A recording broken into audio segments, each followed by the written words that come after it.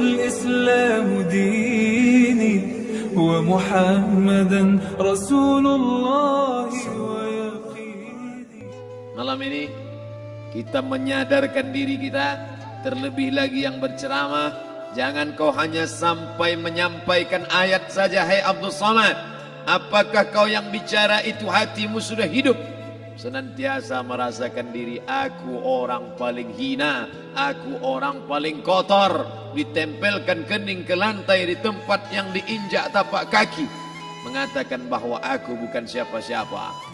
Ketika engkau merasa dirimu tinggi di atas, kau bukan apa-apa, karena yang paling tinggi di badanmu pun kau tempelkan.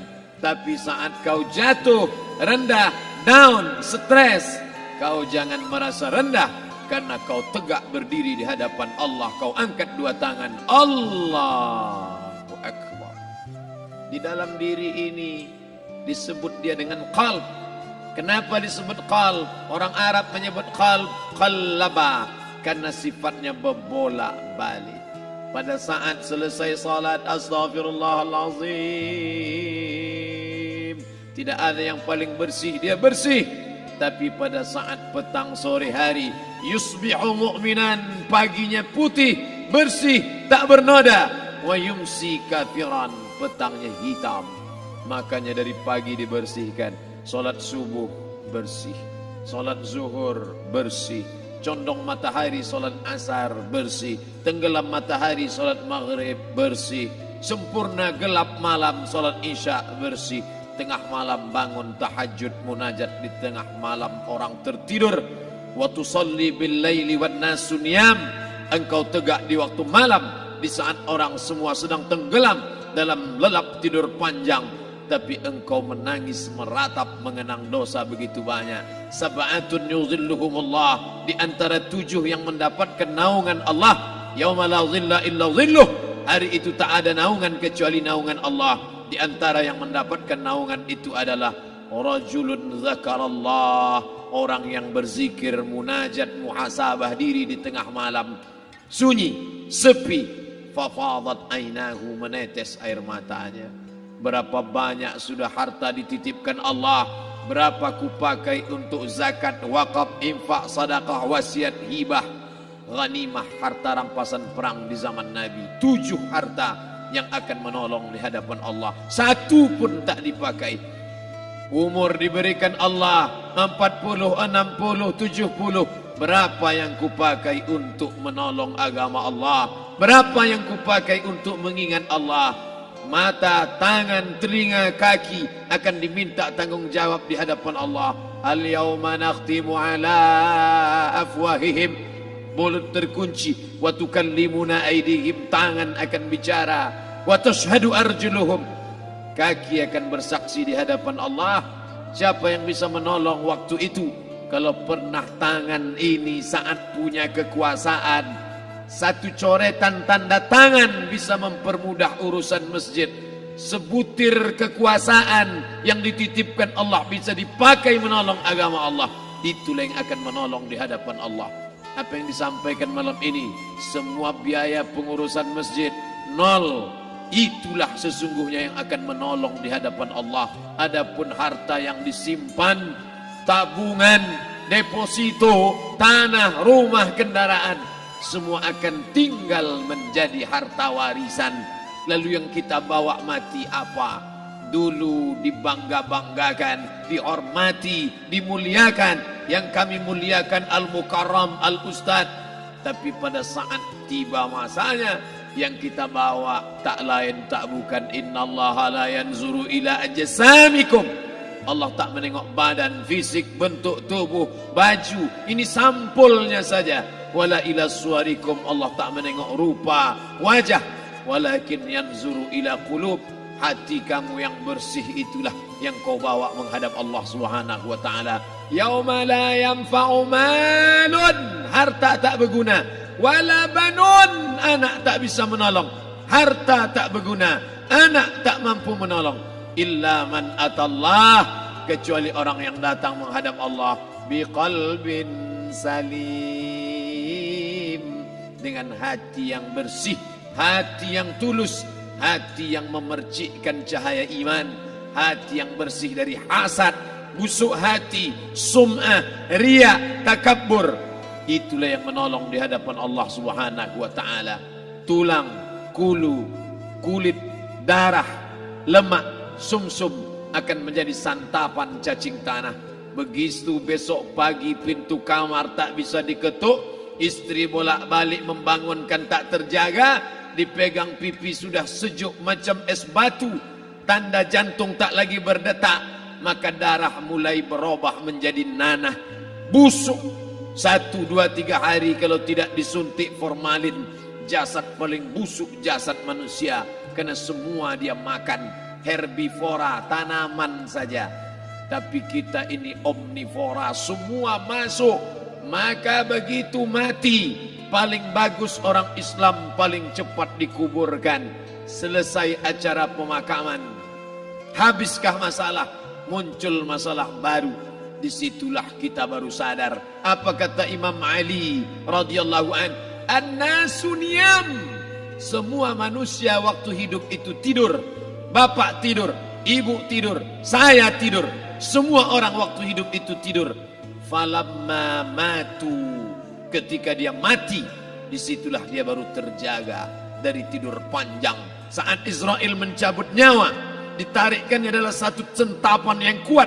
Disitulah kita baru terjaga dari tidur panjang. Betapa aku meninggalkan salat, betapa aku tak berzakat, betapa dulu kekuasaan. Aku lulus umur 30, pensiun 58, 28 tahun apapun tak pernah kubuat untuk agama. Sibuk membesarkan anak, sibuk mengurus warisan.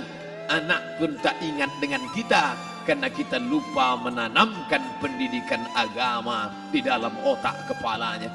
Andai dulu pernah dia dibawa ke masjid, andai dulu pernah dia dibawa umrah, andai dulu dia dimasukkan SD IT, SMP IT, SMA IT, Islamic Boarding School, dibawa ke masjid, takkan dia lupa mendoakan selesai salat, Rabbighfirli wali walidayya warhamhuma kama rabbayani saghira. Harta yang banyak tak sempat menolong agama Allah. Anak tunggal semata wayang tak sempat dididik agama. Istri meninggalkan dalam keadaan stres susah hatinya karena dia tak diajarkan sabar menerima ridha ketetapan takdir Allah. Dan paling celaka, tak pernah anggota tubuh ini dipakai untuk berzikir, muhasabah, mengingat Allah. Tak pernah mata dipakai menengok Quran, kitab suci Allah. Tak pernah dipakai hati merenung sejenak, apa yang akan kubawa mati menghadap Allah Subhanahu wa taala. Malam ini saya tak minta diajak ceramah tentang hukum zakat, hukum puasa. Yang ditanya adalah bagaimana kita merenung sejenak. Abdul Somad, engkau berhadapan dengan para pegawai Badan Pertanahan Nasional Provinsi Riau, berkumpul 12 kabupaten kota. Ini orang-orang ngurus tanah, dari dalam tanah naik ke atas tanah, ngurus tanah, ngurus tanah, ngurus tanah, masuk ke dalam tanah. Abdul Somad dari dalam tanah naik ke atas tanah, ceramah, ceramah, ceramah, ceramah, ceramah, masuk balik ke dalam tanah. Yang kau bawa apa? Baju koko tinggal, peci tinggal, pakaian kehormatan tinggal. Yang tentara belum pernah saya diundang. Ustadz besok datang takziah, bapak anu tentara meninggal, tahu-tahu kain kafannya loreng. Tak ada. Yang kau bawa kain tidak berjahit, disobek, kerak. Itu yang akan menyampul kulitmu, yang selama ini kau dimandikan, dibersihkan oleh ibumu dulu 60 tahun yang lalu. Sampai masanya kau lupa kapan kau dimandikan dulu. Sekarang ruh melihat, disebut dia ruh karena dia raha ya ruhu ruh, seperti aroma semerbak yang datang pergi hinggap. Ruh sampai masanya dia datang masuk ke dalam jasad. Ruh sampai masanya dia pergi meninggalkan jasad. Malam ini dimuliakan Al-Mukarram Haji Abdul Somad LCMA. Kenapa Abdul Somad ini dimuliakan? Karena ruh hinggap sejenak sebentar, sampai masanya besok pagi dia ruh keluar dari dalam tubuh ini. Anak yang katanya ayahku sayang, istri katanya kaulah abang. Sampai masanya mereka tak lagi mau mendekat. Rumah itu saya yang buat, saya yang mengukurnya. Tapi begitu ruh sudah keluar dari badan, tidak satu pun semeter, sesenti, sejengkal, sehasta ada tempat di rumah itu untuk jenazah bernama jenazah Abdul Somad. Dulu orang bertanya, rumah Ustadz Somad di mana? Hari ini orang tidak lagi bertanya, tak lagi menyebut nama. Orang sudah mengatakan kuburnya mana. Dulu kalau dia masuk masjid, didatangi orang, disalami orang, mahasiswa, anak-anak, remaja mencium tangannya sebagai tanda hormat. Tapi begitu diletakkan keranda, kita akan sholat jenazah nanti selepas sholat zuhur. Apa kata orang? Letakkan di tepi sana, letakkan di tepi sana. Tak satu pun mau mendekat, letakkan dia di sana. Bahkan sebagian mengatakan jangan dalam masjid, letakkan dia di luar. Dia tidak disebut engkau yang mulia, tidak digunakan kata ganti orang langsung. Letakkan dia di sana. Bahkan sebagian tak lagi, padahal tempat paling mulia sebelah kanan, orang tak lagi mau di kanan, mulai dia menjauh ke kiri. Kenapa kau ke sana? Takut aku mimpi hantu nanti malam. Mana kawan, sahabat, andai tolan, anak menantu, teman sekantor, semuanya pergi meninggalkan. Yang tetap dibawa, kalau pernah kaki melangkah salat berjamaah di masjid, kalau pernah tangan mengusap kepala anak yatim, kalau pernah tangan mengucap subhanallah. Nanti di akhir tausiah kita akan berzikir, munajat, muhasabah diri, berdoa, mengenang apa yang akan kita bawa menghadap Allah Subhanahu wa taala. Datang malaikat membawa kain kafan dari cahaya, akan menyambut ruh yang mulia. Hadis riwayat Ahmad bin Ambal dalam kitab Al-Musnad, turun malaikat berlomba-lomba membawa kain putih dari cahaya, menunggu ruh akan keluar.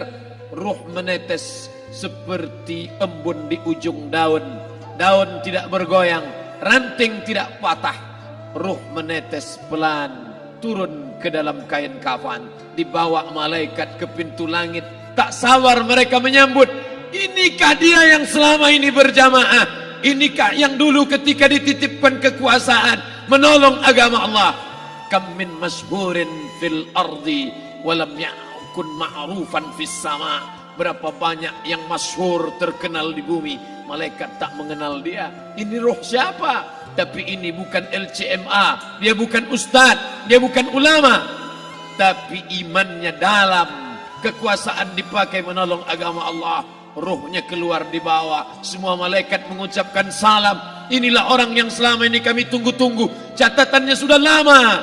Setiap pagi petang malaikat subuh membawa catatan namanya, malaikat malam membawa catatan namanya. Kami merindukannya. Begitu orang-orang yang masyhur di langit tapi tak dikenal makhluk bumi. Tapi ada sebaliknya, yang rohnya disentapkan, ditarik malaikat dengan begitu tarikan yang sangat kuat. Nabi bertanya saat Isra Mi'raj kepada mereka yang sudah mati ribuan tahun yang lalu, apa yang kalian rasakan?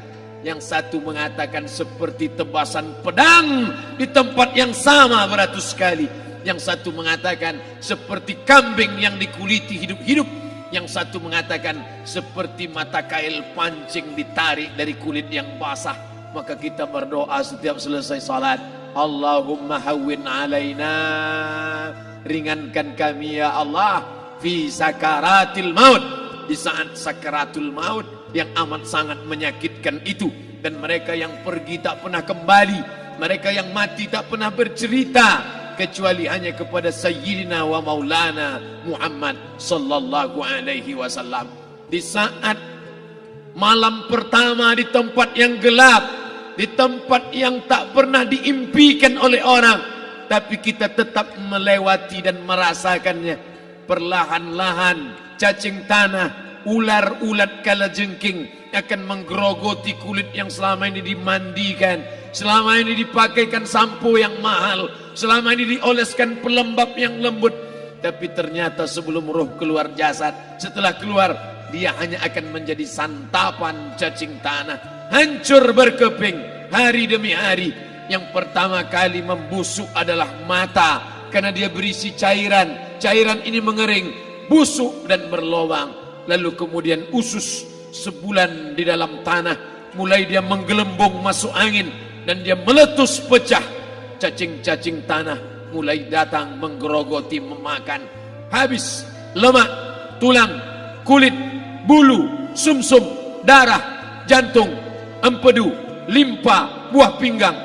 Habis semuanya, tinggal tulang-tulang yang memutih, dimakan oleh tanah, ditelan oleh massa, sampai akhirnya Asi bin Wa'il membawa tulang yang kering itu kepada Nabi Muhammad, baginda Sayyidina wa Maulana Muhammad. Ya Muhammad, ayuhyi rabbuka hadzal izam, sanggupkah Tuhanmu menghidupkan tulang yang kering ini?